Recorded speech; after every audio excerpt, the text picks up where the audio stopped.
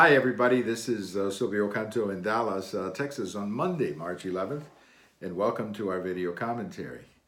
Well, today we remember something that happened on this day, March 11th, 2004, or 15 years ago today, and that was the terrible attack, the Madrid train bomb attack that killed about 200 people, injured about 2,000.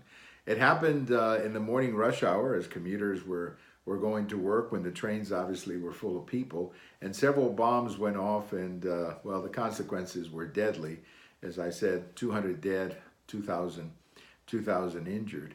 And what followed the attack, though, became even more complicated because at the time, the incumbent government of Prime Minister Aznar had supported President Bush in Iraq, and there were about 500 Spanish troops in Iraq at the time.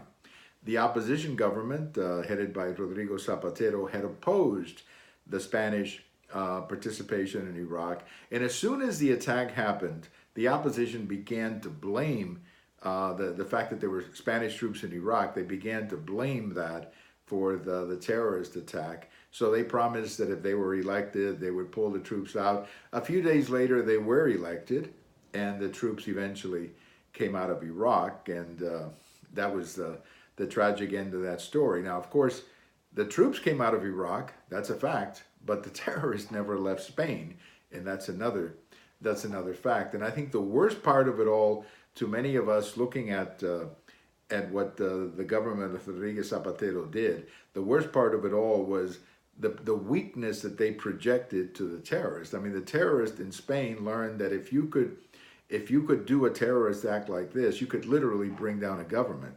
And that's exactly what they did. They forced a change in government by doing something of this nature. It was not one of the best days, let's say, in the history of the Spanish government.